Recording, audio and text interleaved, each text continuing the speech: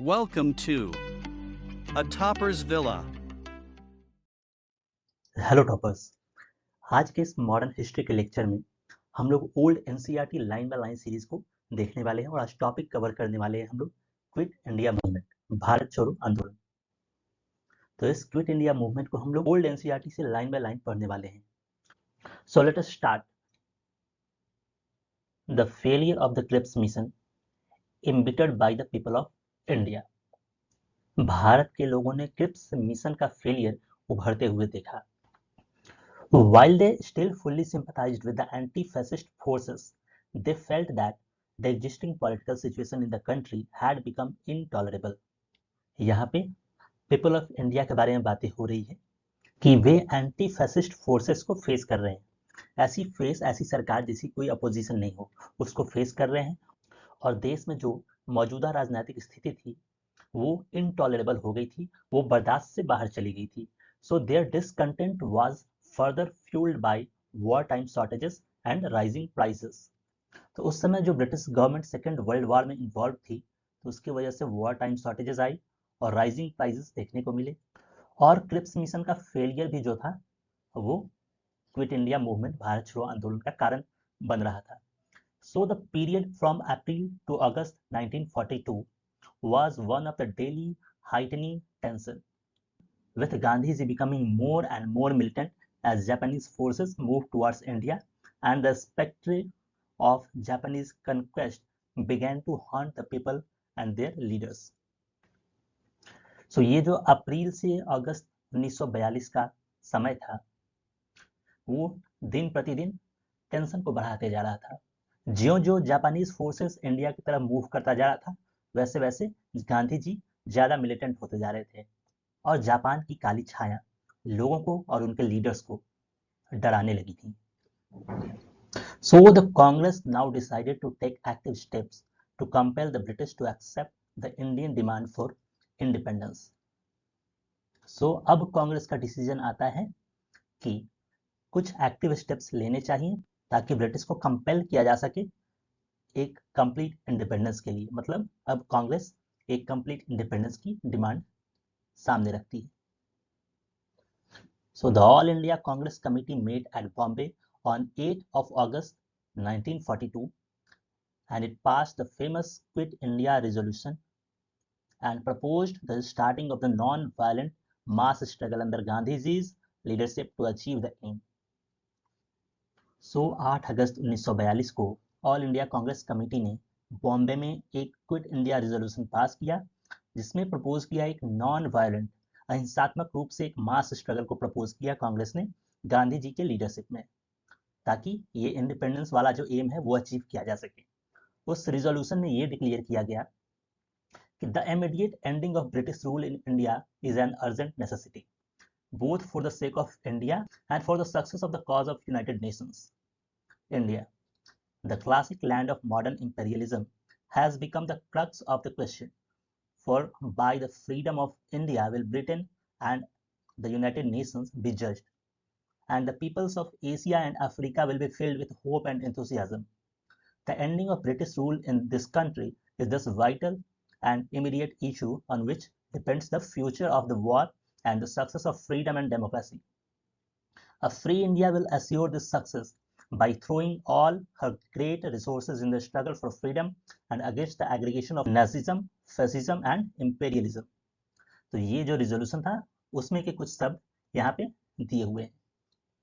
तो इस quit India resolution में अल्टीमेटली यही कहा जा रहा है कि इमीडिएट एंडिंग ब्रिटिश रूल का बहुत ही जरूर, इंडिया के लिए भी और यूनाइटेड नेशंस के लिए भी।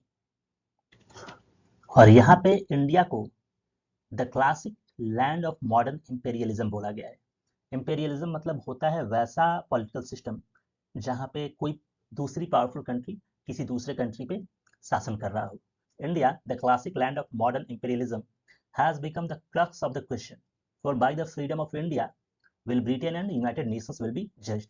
मतलब इंडिया का फ्रीडम से ही ब्रिटेन और यूनाइटेड नेशंस को, यूएन को जज किया जाएगा और एशिया के पीपल और अफ्रीका के पीपल वहां आशाओं से और एंथुजियाज्म से, उत्साह से भरे होंगे।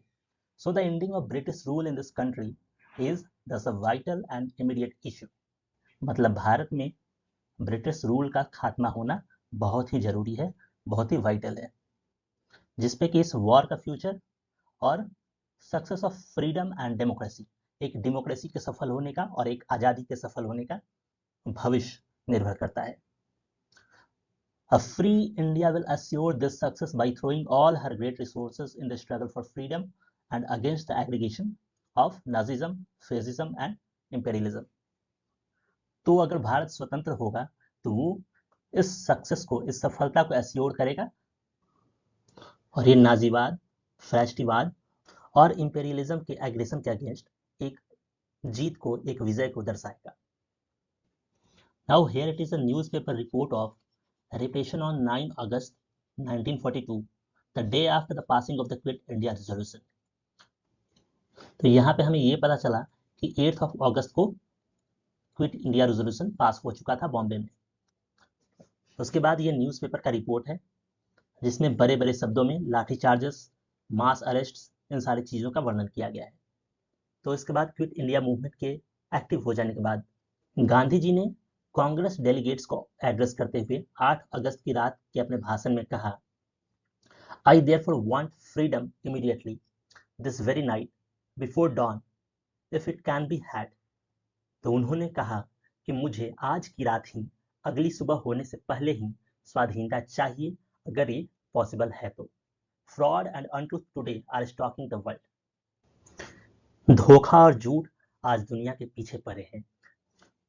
You may take it from me that I am not going to strike a bargain with the viceroy for ministries and the like. I am not going to be satisfied with anything short of complete freedom. So here is a mantra, a short one I'll give you. You may imprint it on your hearts and let every breath of yours give expression to it. The mantra is do or die. So यहाँ पे do or die का जो famous slogan था गांधी जी ने अपने इस address में लोगों के सामने रखा। सो इधर free India or die in attempt, we shall not live to see the perpetuation of our slavery. So यहाँ पे गांधी जी ने खुले शब्दों में कहा कि वो कंप्लीट फ्रीडम के अलावा किसी और चीज से कंप्रोमाइज नहीं करना चाहते इस बार, और उसका सीधा सीधा मंत्र है करो या मरो, डू और डाई। सो या तो इंडिया फ्री होना चाहिए या फिर हम लोग इसके अटेम्प्ट में शहीद हो जाएं। So we shall not live to see the perpetuation of our slavery. मतलब हमें जीवित ही नहीं रहना चाहिए इस गुलामी की परपेचुएशन को, इस गुलामी की स्थायी अवस्था को देखने के लिए हमें जीवित ही नहीं रहना चाहिए। So but before the Congress could start a movement, the government struck hard. Early in the morning of 9 August, Gandhiji and other Congress leaders were arrested and taken to unknown destinations, and the Congress was once again declared illegal.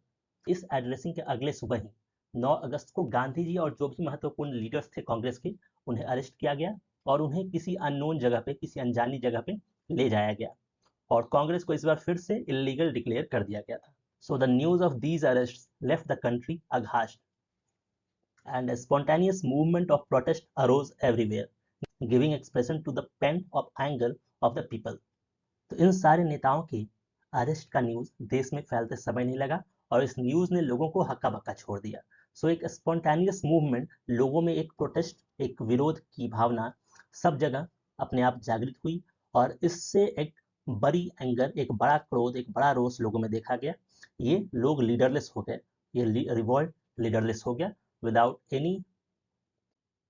तो यहाँ पे ये figure दिखा रहा है कि बॉम्बे में 9 अगस्त 1942 को लोगों पे आंसू गैस कैसे छोड़े जा रहे थे। उसके बाद बिना किसी ऑर्गेनाइजेशन के लोग जिस तरह रिएक्ट कर सकते थे, लोगों ने उस तरह रिएक्ट किया। All over the country there were hartals, strikes in factories, schools and colleges, and demonstrations which were lathi charged and fired upon. Angered by repeated firings and repression, in many places the people took violent actions. They attacked the symbol of British authority, the police stations, post offices, railway stations, etc. यहाँ पे ये साफ जाहिर है कि पूरे all over India में हड़ताल्स हो गए, स्ट्राइक्स हो गए, फैक्ट्रीज में भी स्ट्राइक किए जाने लगे, स्कूल्स कॉलेजेस में भी स्ट्राइक बंद हो गए और सारे डेमोन्स्ट्रेशन जहाँ पे लाठीचार्ज हुए, जहाँ फायरिंग हुई, तो यह इसको देखते हुए लोग और भी गुस्सा हुए और इस रिपीटेड फायरिंग्स और रिप्रेशन जो उन्हें दबाया जाने लगा, उसकी वजह से लोग बहुत जगह वायलेंट एक्शंस भी लिए। तो ब्रिटिश अथॉरिटी के जो सिंबल्स होते हैं, जैसा police station, post office, railway station, इन सबों पे भी काफी अच्छे से गुस्सा निकाला गया। They cut telegraph and telephone wires and railway lines and burned government buildings. Madras and Bengal were the most affected in this respect.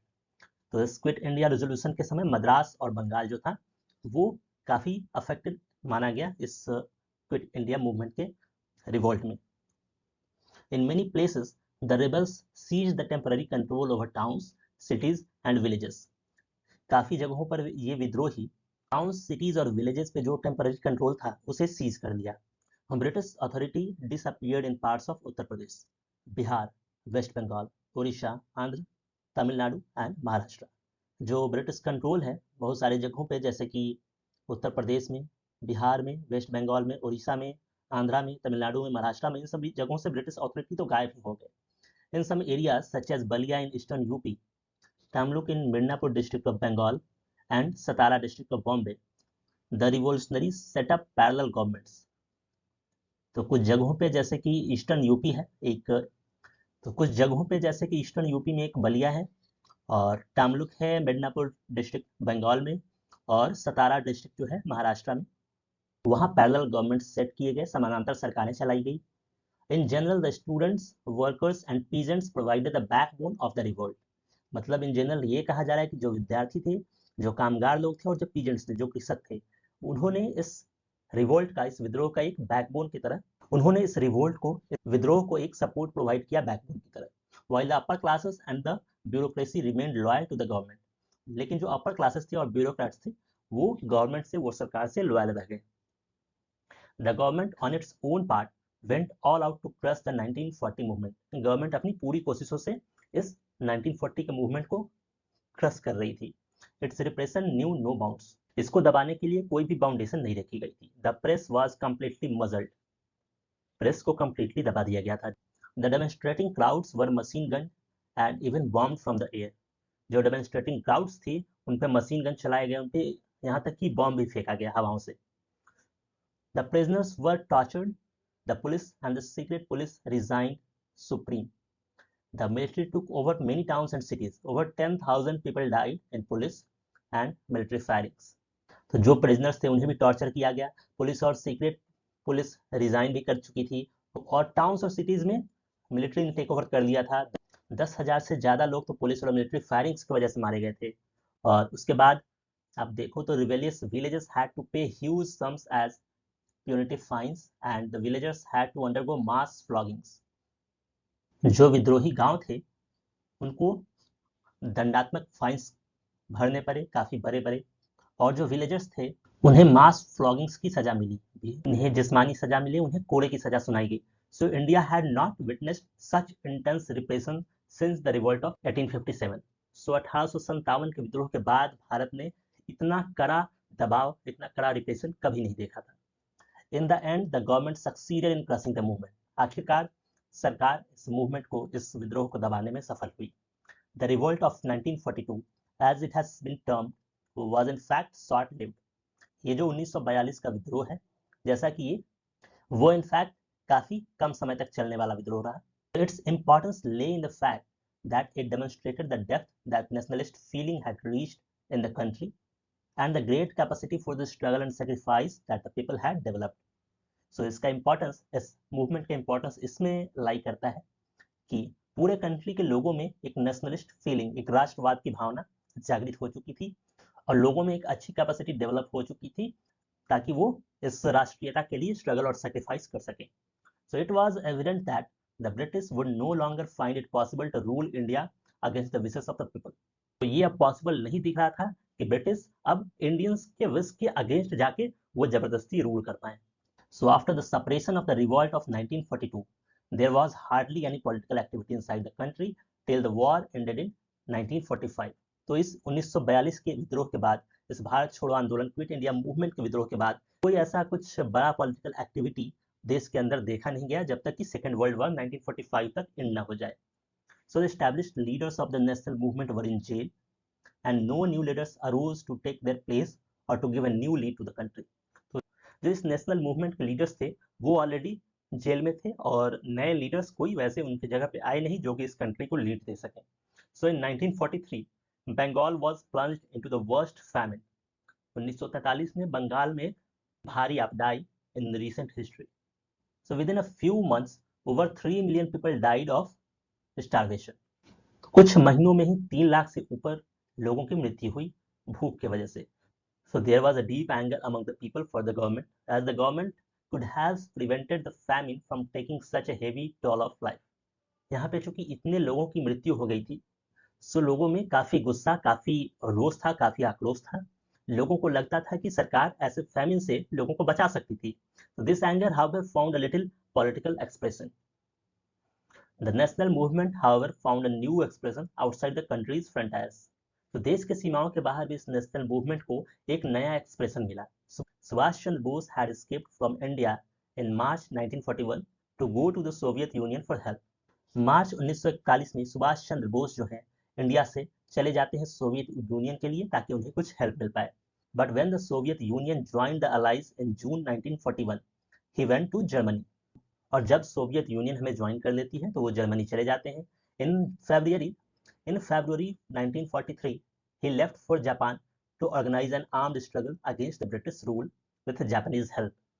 So फरवरी 1943 में वो जापान चले जाते हैं ताकि एक आर्म्ड स्ट्रगल ब्रिटिश के अगेंस्ट ऑर्गेनाइज कर सकें जापान की मदद से. In Singapore he form the Azad Hind Fauj, जिसको कि इंडियन नेशनल आर्मी आईएनए भी बोला जाता था शॉर्ट में. So in Singapore he form the Azad Hind Fauj to conduct a military campaign for the liberation of India. Singapore में सुभाष चंद्र बोस ने आजाद हिंद फौज की स्थापना की ताकि वो भारत की स्वाधीनता के लिए एक मिलिट्री कैंपेन कंडक्ट कर सके. He was assisted by Ras Bihari Bose there, an old terrorist revolutionary. उन्हें वहां पे रास बिहारी बोस का भी साथ मिला जो कि एक पुराने टेररिस्ट रिवोल्यूशनरी थे.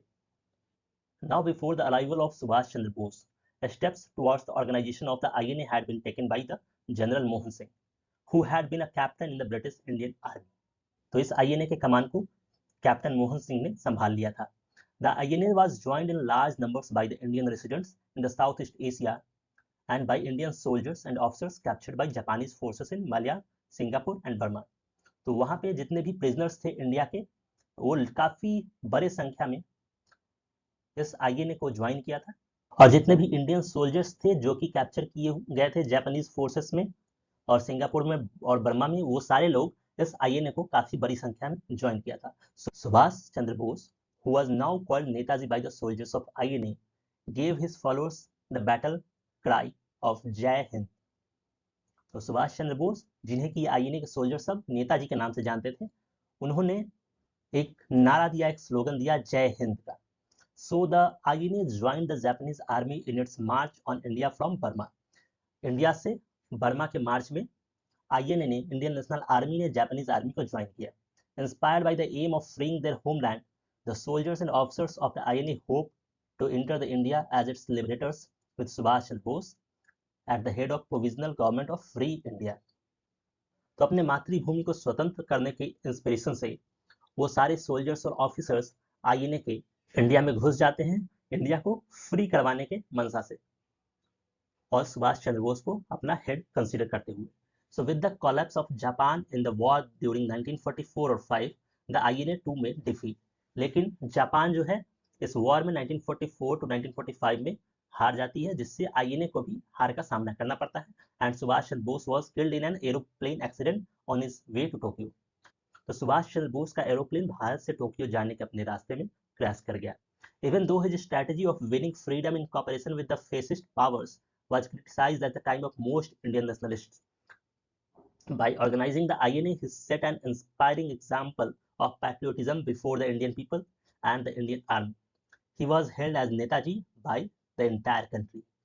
वैसे बहुत सारे इंडियन नेशनलिस्ट्स ने इस सिचुएशन को क्रिटिसाइज किया ताकि वो स्वाधीनता को जीतने के लिए फैसिस्ट पावर्स के साथ मिल गए. उन्होंने आईएनए को ऑर्गेनाइज करके, इंडियन नेशनल आर्मी को ऑर्गेनाइज करके एक एग्जाम्पल सेट किया राष्ट्रीयता का, देशभक्ति का, पैट्रियोटिज्म का बिफोर द इंडियन पीपल. उन्होंने भारतीय लोगों के सामने एक पैट्रियोटिज्म का, एक देशभक्ति का अच्छा एग्जाम्पल, इंस्पायरिंग एग्जाम्पल प्रेजेंट किया. अतः उन्हें पूरे देश में नेताजी के टाइटल से नवाजा गया. तो हमने इस क्विट इंडिया मूवमेंट के इंसिडेंट्स को ओल्ड एनसीईआरटी से लाइन बाय लाइन देखा। तो आज के सेशन के लिए इतना ही रखते हैं। Thank you.